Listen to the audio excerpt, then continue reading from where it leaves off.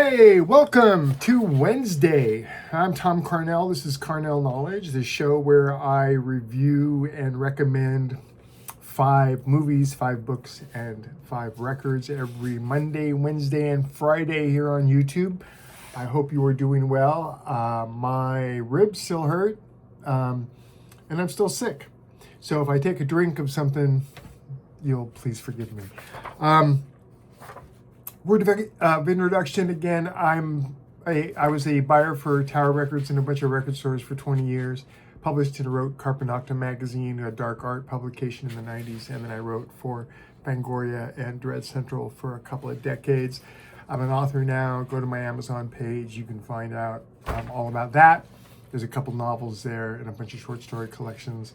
Be sure to watch this video to the end, and if you have anything you want to talk to me about, please comment, and if you want to or need to take it offline, you can email me at tomcarnell@gmail.com.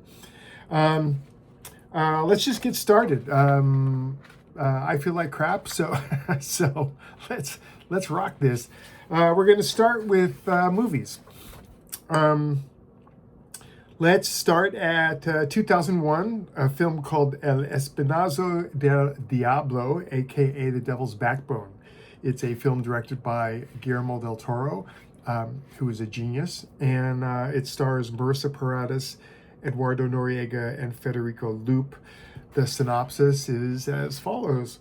After Carlos, a 12-year-old whose father has died in the Spanish Civil War, arrives at an ominous boys' orphanage, he discovers that the school is haunted, has many dark secrets, which he must uncover. Described by Guillermo del Toro as kind of a sibling to Pan's Labyrinth, this being the masculine brother film, while Pan's Labyrinth is the feminine sister film. He said it's his favorite, as of 2003 anyway, it was his favorite of all of his films. I betcha Frankenstein has usurped that. It was one of those things where he had done Mimic for the American market and it didn't do well. And the wine scenes were bad-mouthing him all over the place. Pedro Almodovar, and he met, and Almodovar said that he would help get his next film made, and then The Devil's Backbone was the result of that. It's a haunting tale of youth and revenge from beyond the grave. I read recently that someone described it as Night of the Living Dead meets Los Olvidados, and I think that kind of puts a pin in it. The ghost effects in this are super creepy. It's one of my favorite Guillermo del Toro film outside of like Frankenstein. And you can already see as the film rolls out that Del Toro has a master's hand at the art of cinema and that of storytelling, and he does just a great job. It's a slow film. It's a ghost story, so ghost stories I think are inherently slow. So, you know, buckle in, stay tight. It'll pay off. I promise. The next film. Oh, by the way, that is available on Tubi, as all of these are. And again, Tubi doesn't sponsor me, but boy, should they. Let's see. Second film, 1967. It's originally titled I, CRUDELY, aka The Hellbenders, directed by the great Sergio Corbucci, who did things like Django, Navajo Joe, and a masterful Western that no one ever talks about called The Great Silence. He's referred to as the other Sergio. It stars Julianne Marcos, Norma Bengal, and Joseph Cotton. It has to do with a Southern general and his 3 sons who embark on an odyssey through the Southwest carrying a coffin full of stolen money. The colonel has plans to use that money to revive the Confederacy, which had just lost the Civil War. This was selected by Quentin Tarantino for the first Quentin Tarantino Film Fest in Austin, Texas in 1996. What can I tell you? It's a rollicking good time. It's not a spaghetti Western per se, but it's trying to ape more of the Western, if that doesn't sound redundant. It's a little contrived. It won't surprise anyone that Quentin championed this film. It's great. It's fun. It gives you some things to think about. The action is tightly handled. Everyone there knows what they're doing, so you gotta love it. And again, available on Tubi, so you can check it out there for free. Third film, 1974, directed by Chin-Koo Liu, The Black Dragon, starring Ron Van Cleef and Jason Pai-Pao. This is it was a Hong Kong-Philippine co-production. It's basically blaxploitation meets chopsaki, or Hong Kong martial arts movies. The relationship with the name of the Black Dragon, the relationship with Bruce Lee is tenuous at best. And despite all of its marketing, which I'll get to in a second, and all of its trappings, this is a kung fu film. The plot is a little simple. A decent, simple, honest Chinese farmhand and ace martial artist, Tai Lin, goes to the Philippines to seek his fortune. He befriends scruffy, petty street hoodlums and gets a job on the dock. When Tai Lin discovers that the people he works for are involved in a crime syndicate that's specialized in smuggling opium, he quits his job and joins forces with two fellow martial artists to fight the evil organization. The fighting is cool. The script is bare bones, but you don't really need a really in-depth sort of thought-provoking script with these things. One thing I really loved, and I'm going to read it verbatim, was from the trailer. At one point, the narrator says, "None of that jumping around and flying through the air. This is the real shit." And you gotta love it. You just gotta love it. The film's fun. It's along the lines of things like Black Belt Jones and all that kind of stuff. Fun. The fighting's good. Ron Van Cleef's the king of the spinning roundhouse kick, and it's terrific. And again, on Tubi for free, The Black Dragon. You should really check it out, in my opinion. The next film, 1983, it's called La Casa con la Scala del Buio, aka A Blade in the Dark. It's directed by Lamberto Bava, who is Mario Bava's son. Stars Andrea Ochapapa, Annie Papa, and Michele in a small role. The director, Michele Soave. A killer stalks a composer staying at a posh Tuscany villa while he's writing the score to a horror film, which has an incriminating clue to the killer's identity. There's a great, one of my favorite in all of cinema, the opening sequence. It involves young boys sneaking into a house and daring each other to go into the basement, and it involves a ball. But it totally works. If you see the film, you'll see exactly what I'm talking about. There were no sets built for the film. It was all shot on location in an Italian villa. In fact, the movie itself was written to the location, which I think is always smart. If you can't afford big sets, find yourself, I always said, you find yourself a location and you write around that, and it all sort of can work out from there and save you a whole ton of money. Not a lot of people, when they talk about giallos, and this is a giallo, this is not one that people talk about a lot. They'll talk about Argento, and they'll talk about Sergio Martino and all these other people, but this one doesn't get mentioned a lot, and I think it should. It's one of Lamberto Bava's better films, which are few and far between. I'll just say that he's not his father. It's vicious. It's intriguing. There are times when it even gives Argento a run for his money. And it has all the elements that you need for a great giallo. But again, I just don't understand why people don't sing its praises a little more than they do. But again, A Blade in the Dark, 1983, is on Tubi. You know what to do. Next up, 1969, again, also available on Tubi.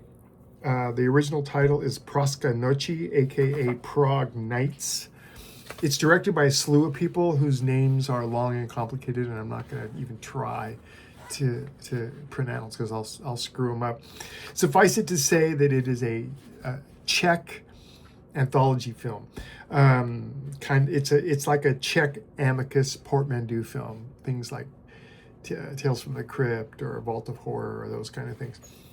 Loose framework, sort of bookends, someone telling several stories, and those several stories are the things that make up the movie. It's got a gorgeous production design. The stories are a little rote because they suffer from what I call generation loss, right? A copy of a copy of a copy of a copy. I saw a movie once which was based on a movie, which was based on another movie, which was based on a book. So by the time it gets to the screen, they always run the risk of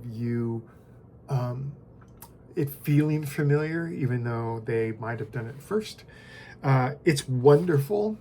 It's beautiful. There's such a lush sense of color to this film, even as in some cases it seems washed out. But this is one I literally found on Tubi, just looking around, and it was listed under horror films. And I took a chance on it, and boy, was I glad I did. I love portmanteau films. My last couple of books have been based on portmanteau films.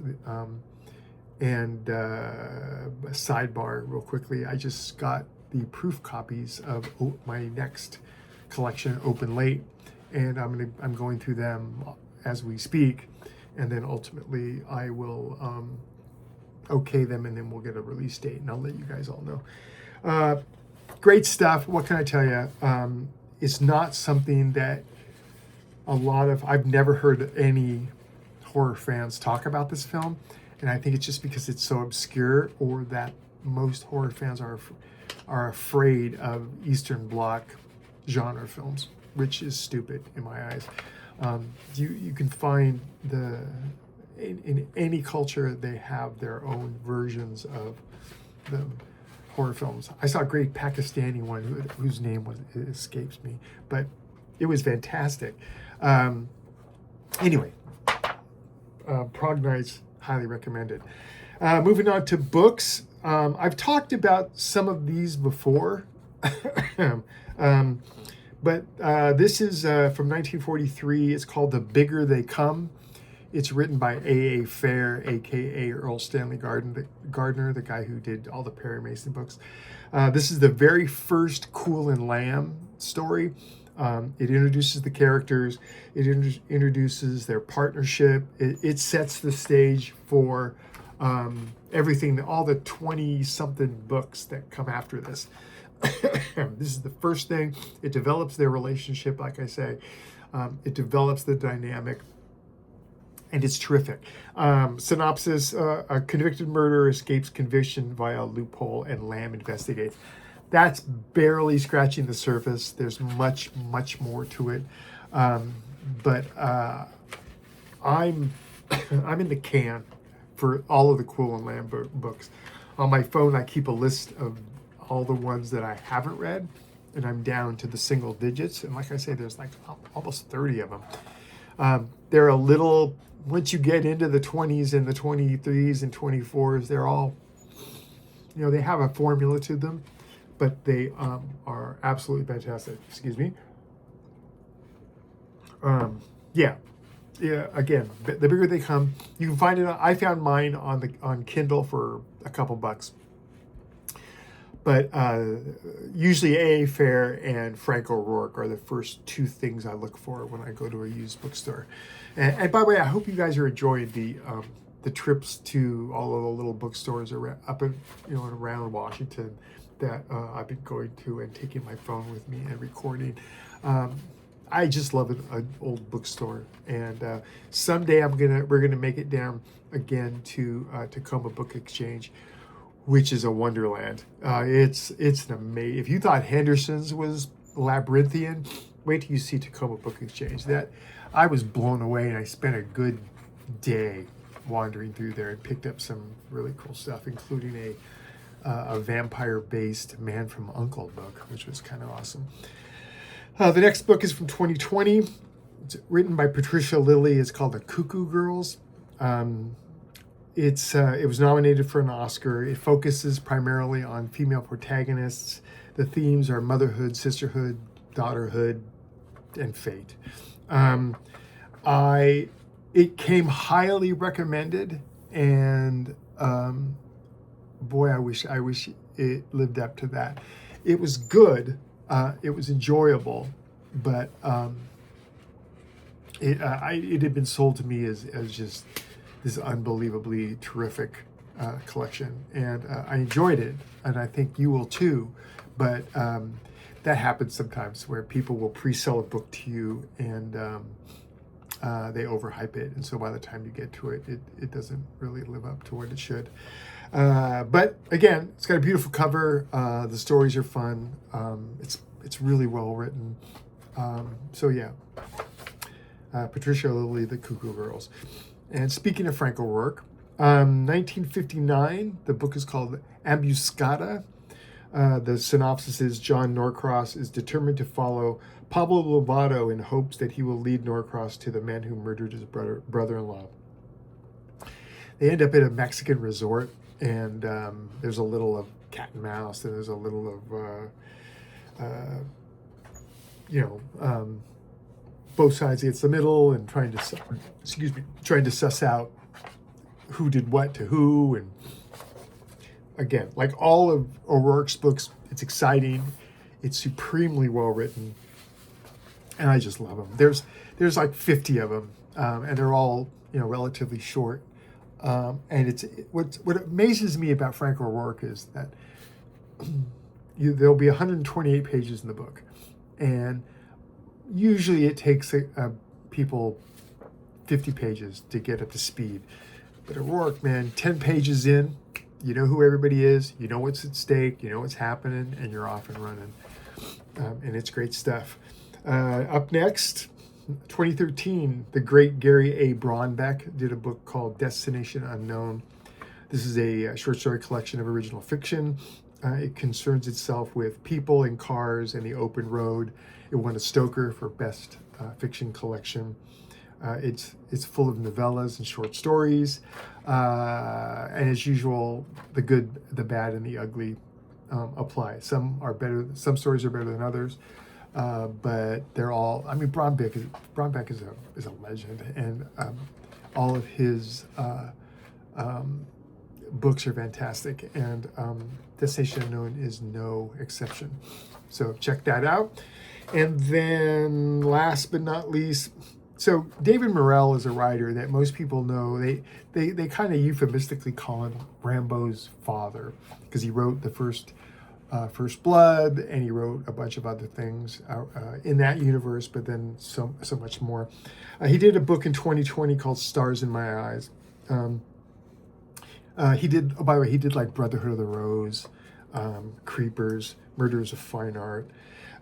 Anyway, this is a series of essays on iconic people, iconic films, iconic books, and Morrell gives his take on them from his considered opinion, as it were.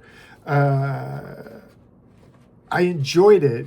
I do think Quentin's cinema speculation is much better. Does this much better than Morrell does, but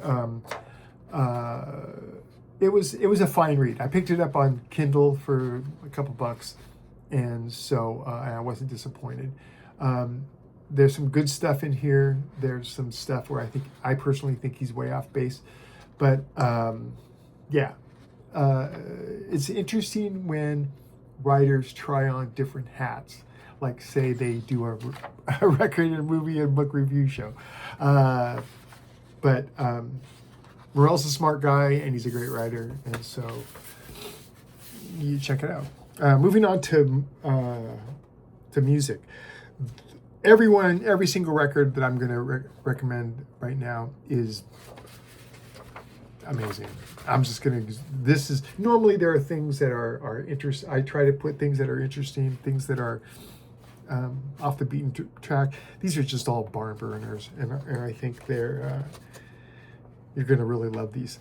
First book, or I'm sorry, first record. Actually, it's 2 records. The band is called MaMoGi, MaMoGi. The first record is called Number 1 from 2023, and then later that year they did Number 2. It is the band. I think it's an anagram of the members' names.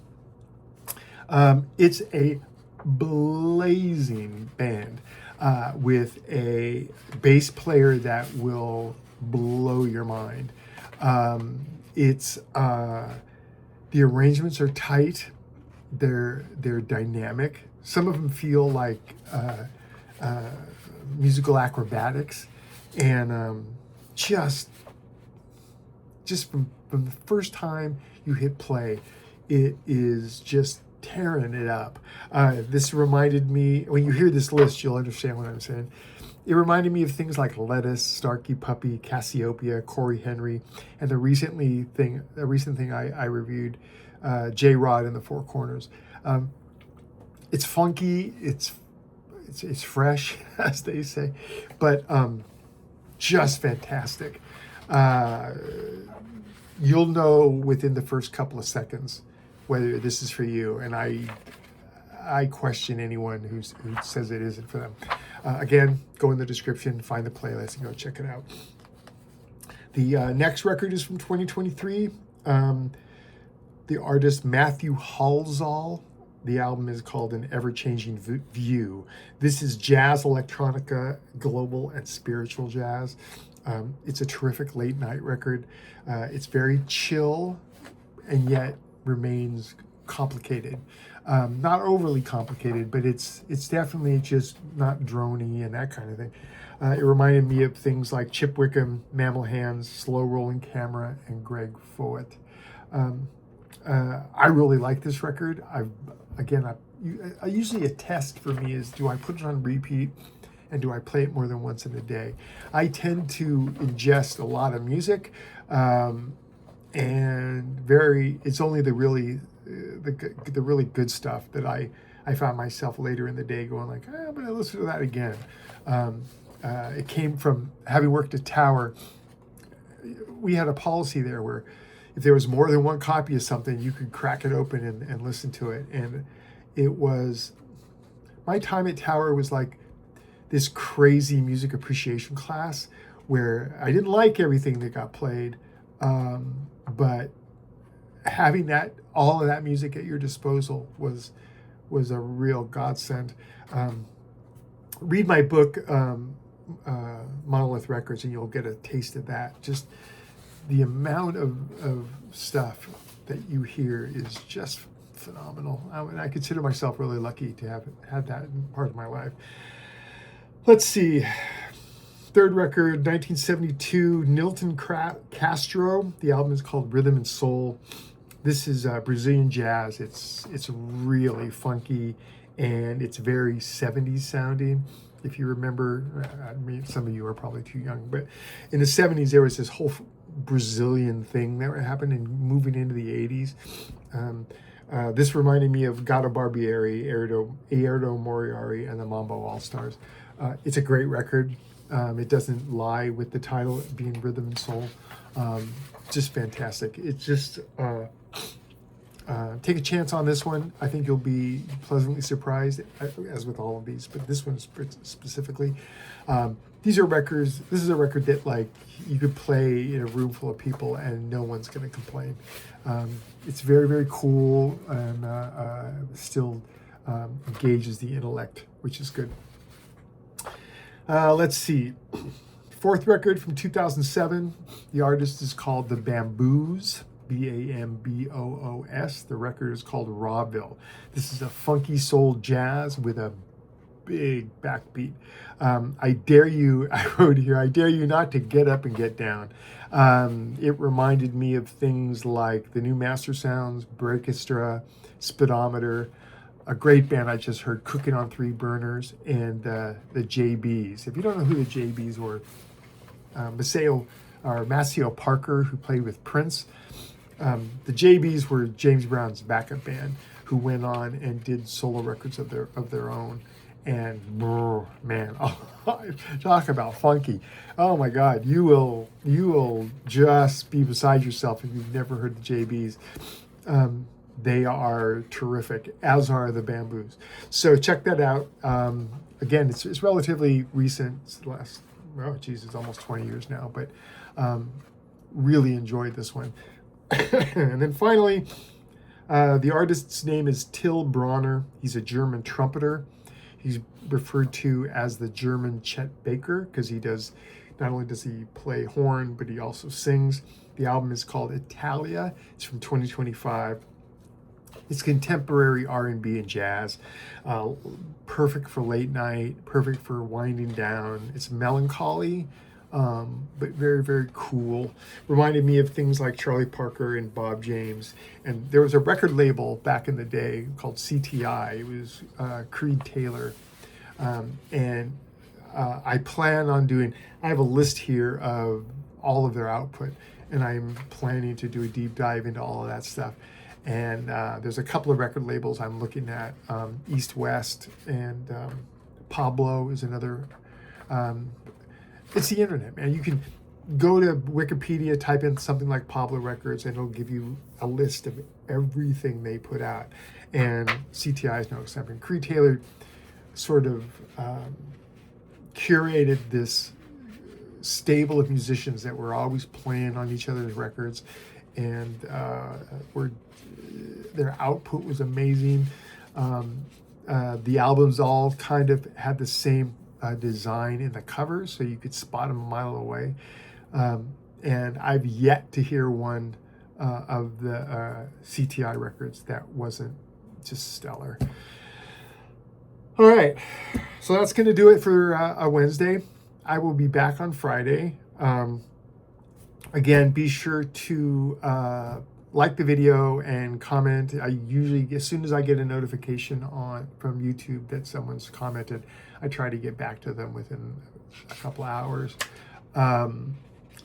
Subscribe to the channel. That really, really, really helps me with this cursed algorithm.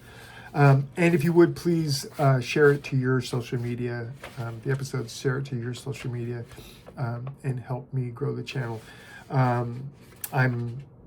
My wife and I have been talking about some merch that I think will be fun, including, I can't wait to see a Monolith Records t-shirt. So we're going to be working on that. But again, Open Late comes out soon, and then shortly thereafter will be a Kindle-only version edition of interviews that are culled from 14 years at Fangoria and Dread Central. It's massive. It's like 170,000 words, but there's some wild stuff in there, and I'll keep you up on all that stuff.